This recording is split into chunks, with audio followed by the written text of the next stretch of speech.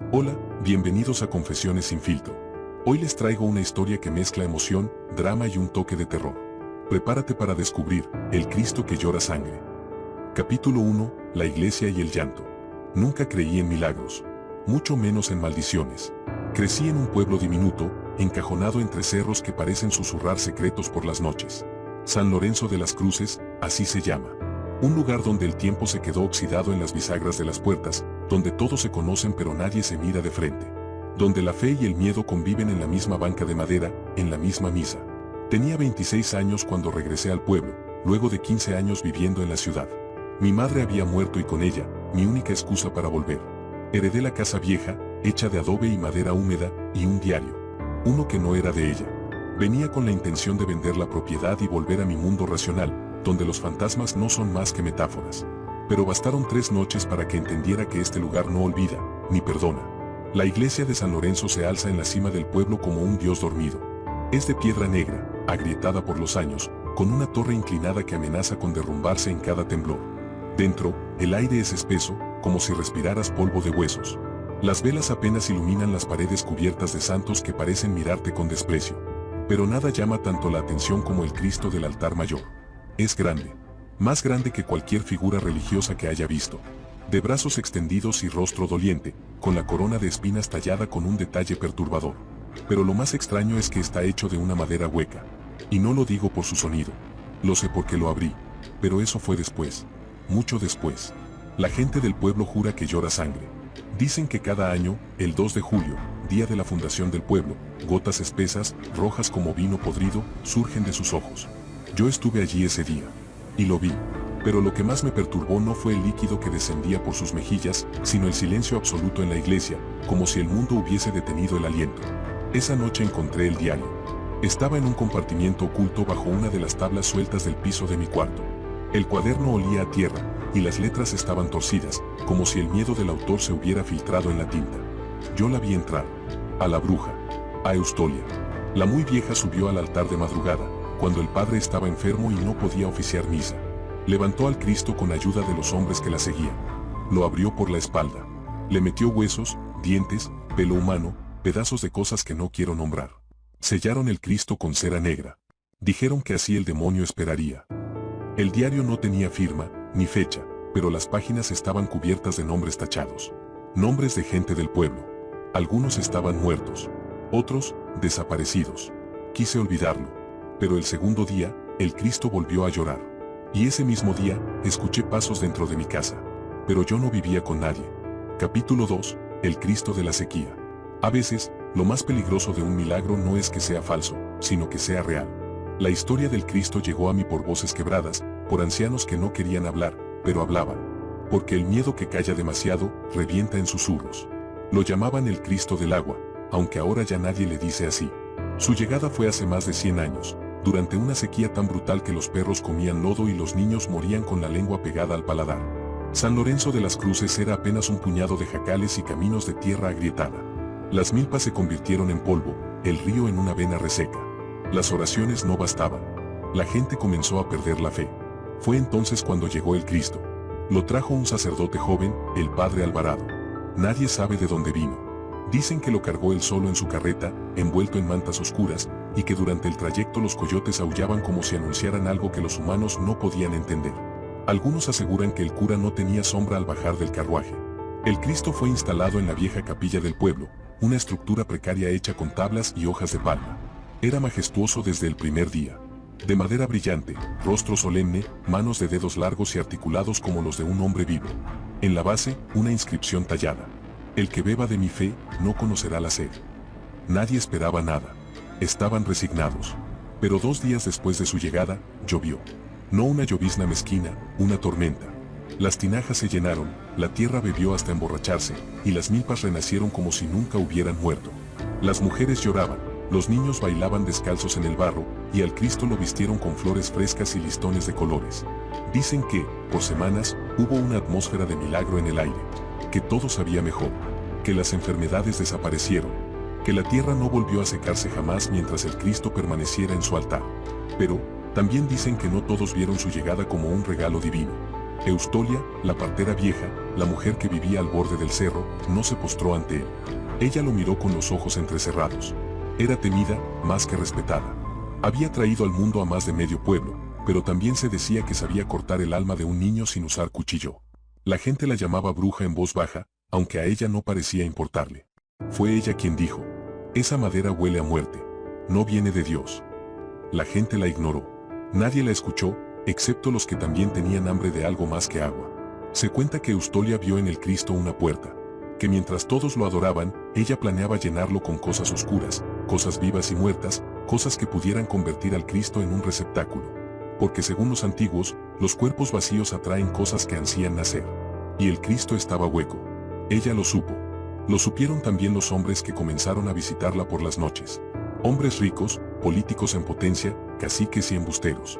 Gente que quería poder. Poder sobre el pueblo. Sobre la muerte. Sobre la voluntad ajena. Pero para que el recipiente funcionara, hacía falta fe. Y eso sobraba.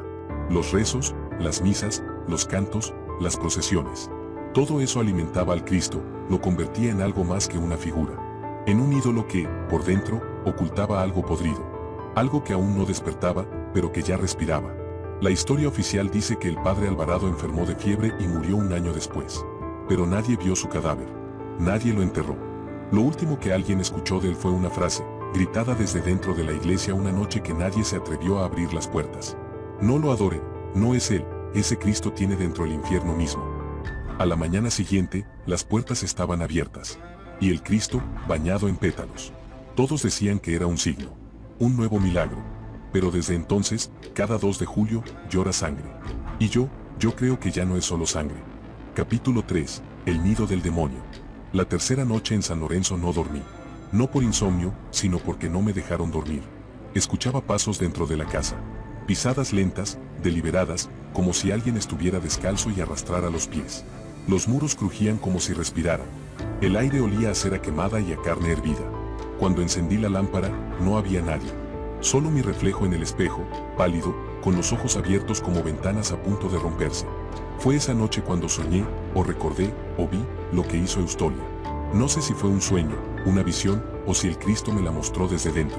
Pero lo vi con una claridad que duele. Era de madrugada.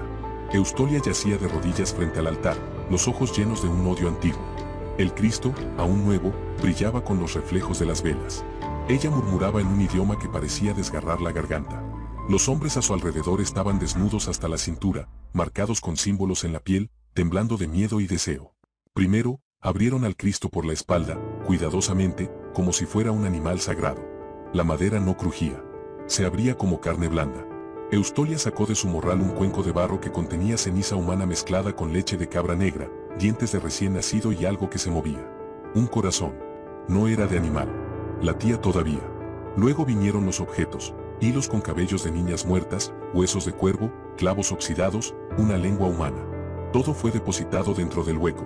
Pero lo último fue lo más terrible, una cruz invertida, hecha con las costillas de un niño recién nacido. El cuenco fue arrojado también dentro. Sellaron el cuerpo con cera negra mezclada con su propia sangre. Eustolia dijo: cuando la fe alcance el borde del vaso, el que duerme abrirá los ojos. Cuando desperté, estaba sudando, el diario temblaba en mis manos y había un olor nauseabundo en el aire. Me levanté a toda prisa y salí al patio. El cielo estaba estrellado. El silencio era absoluto, como si el mundo contuviera la respiración. Fue entonces que escuché el llanto. No era un llanto de niño. Era más bien un quejido hueco, como si viniera desde una garganta de madera. El sonido venía desde la iglesia. Corrí hacia allá, sin pensarlo.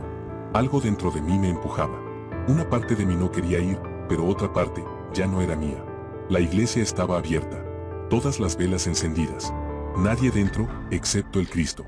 El altar parecía más alto que antes. Su rostro, más humano. Tenía las comisuras de los labios ligeramente levantadas, como si escondiera una sonrisa horrible. Y desde sus ojos, no solo caía sangre. Era un líquido espeso, casi negro, que al caer chispeaba como si estuviera caliente. El piso humeaba al contacto. El olor era idéntico al de mi casa, a carne podrida, a leche agria, a vísceras cocidas. Retrocedí, pero entonces escuché otro sonido. Una voz. Desde dentro del Cristo. Grave. Lenta. Imposible. Queda poco. Ya casi. Uno más. ¿Uno más? ¿Qué? Corrí, como nunca. El aire me cortaba la garganta. Detrás de mí, la iglesia cerró sus puertas sola. Al día siguiente, la niña de la tienda, Lucía, de 7 años, fue hallada muerta en el río. Sin lengua, con la boca llena de clavos. Capítulo 4. Los fieles del hueco. Desde la muerte de Lucía, el pueblo cambió. O quizá fui yo el que empezó a ver con otros ojos. Las sonrisas de los vecinos se me antojaban falsas, como máscaras de cera a punto de derretirse. La gente ya no me saludaba con simple indiferencia, sino con un brillo cómplice en la mirada. Como si supieran algo. Como si esperaran algo de mí. Intenté irme. Empaqué lo poco que traje y me dirigí al único transporte que salía los jueves del pueblo. Pero el camión no llegó. Me dijeron que el chofer se había enfermado. Fui a buscar señal con el celular hasta la entrada del cerro. No había. Antes sí la había. El pueblo me cerraba la salida, suave, lento, como una serpiente envolviendo a su presa sin apretar demasiado, aún. Volví a casa, solo para encontrar la puerta abierta. No forzada. Simplemente abierta, como si me invitaran a ver lo que habían hecho. Sobre la mesa de la cocina había una vela encendida y un dibujo hecho con sangre seca, una figura humana de espaldas, abierta por la mitad, como el Cristo. En el centro del pecho, una cruz invertida. Fue esa noche cuando empecé a entender. Volví al diario.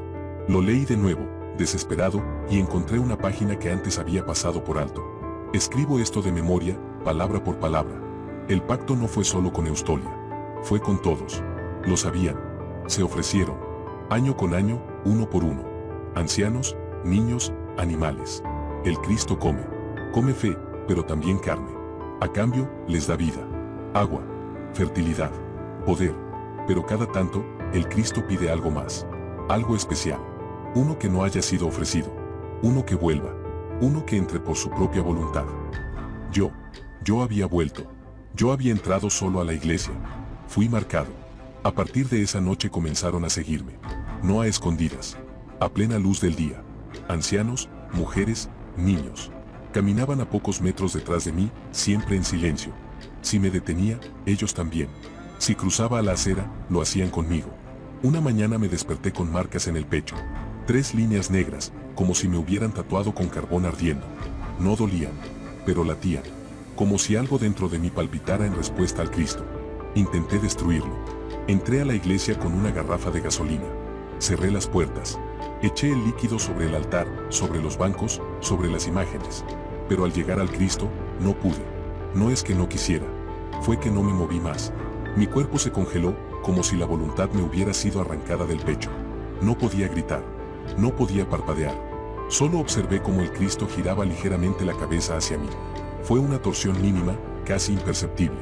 Pero real. Su boca se abrió un poco. No hay fuego que me toque. Estás dentro de mí. Entonces desperté, o creí despertar. Estaba otra vez en casa. Desnudo.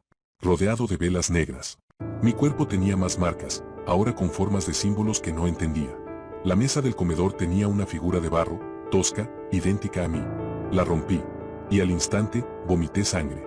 Desde ese día, he empezado a escuchar voces incluso durante el día. Voces que repiten una palabra. Sacrificio. Sacrificio. Sacrificio. El pueblo se está preparando. Lo sé. Lo siento. Vi al alcalde, al carnicero, al sacerdote nuevo, todos reunidos en la iglesia, de noche. Cargaban cántaros, cuchillos, telas rojas. Uno de ellos tenía una máscara de madera, con la boca abierta en un grito eterno. Me vieron. No se inmutaron. La última página del diario decía: cuando el recipiente esté lleno y la ofrenda acepte su lugar, el demonio nacerá. No vendrá del infierno, no, ya está aquí. Solo necesita abrir los ojos dentro del Cristo. Y para eso, necesita a alguien que vea, que entienda, que se rinda. Yo ya lo vi. Lo vi abrir un ojo, anoche. No sé si me queda tiempo. Capítulo 5. Aquellos que se postran. Yo creía que los horrores venían con gritos, con violencia, con sangre manchando las paredes. Pero no. El verdadero horror es tranquilo, ordenado, aceptado por todos. El pueblo no estaba asustado. Estaba preparado.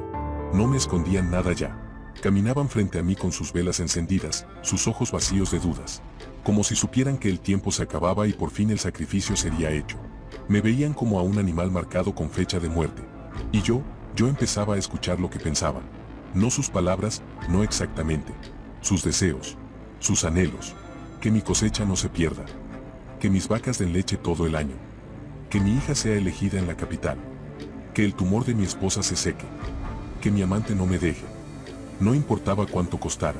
No importaba a quién debían ofrecer. El demonio, ese ser que duerme dentro del Cristo, no exige fidelidad. Solo transacciones. Y el pueblo ha estado pagando durante generaciones. Una noche, desde el campanario, los escuché reunidos en la plaza central, frente a la iglesia. Rezaban, pero no oraciones cristianas. Sus voces se entrelazaban como raíces negras, repitiendo un canto antiguo, gutural, como si invocaran a algo enterrado bajo los cimientos del pueblo mismo. Un niño, de no más de 8 años, fue conducido por su propia madre al centro del círculo. El niño no lloraba. Sonreía. Le rompieron el cuello como si fuera un pájaro. Y la gente aplaudió. Después de eso comencé a ver el verdadero rostro del pueblo. Vi a la maestra de primaria entregando su propio hijo, a cambio de conservar sus años de juventud. Vi al médico, enterrando una pierna amputada que aún se movía, ofrenda por una cura imposible. Vi al alcalde, arrancándose la lengua frente al Cristo como pago por el poder político de su familia. La fe no era fe, era un mercado. Una tarde, encerrado en mi casa, sentí la presencia de alguien detrás de mí. Era la anciana del principio, la que me vendió las flores secas y me habló del Cristo en voz baja. Ya está despierto, me dijo sin mirarme. Solo falta abrirle la puerta. ¿Qué puerta?, le pregunté. Ella sonrió. La tuya. Y entonces lo entendí. El demonio no quiere salir. Quiere entrar. A mí. A mi cuerpo. A mi mente. El Cristo era solo el contenedor temporal, una incubadora de madera alimentada por siglos de oraciones podridas. Ahora me necesitaba. Un recipiente más perfecto. Uno humano. Uno marcado por la curiosidad, por la duda, por el miedo. Por eso me eligieron. Por eso todos estaban tan tranquilos. La última parte del ritual no era el sacrificio. Era la entrega voluntaria. La noche final llegó. Me llevaron a la iglesia en procesión, no con cadenas, sino con cantos dulces, como si yo fuera el novio de una boda. Las mujeres me tocaban el rostro. Los niños me ofrecían flores marchitas. Todos sabían. Todos estaban de acuerdo. El Cristo me esperaba, con los ojos abiertos por completo. Y entonces lo vi. No una figura sagrada. No una estatua. Un cuerpo vivo. Hinchado. Temblando. Como si algo dentro de él pataleara por salir. No pude resistirme. Caminé solo al altar. No por voluntad. Porque ya no tenía voluntad.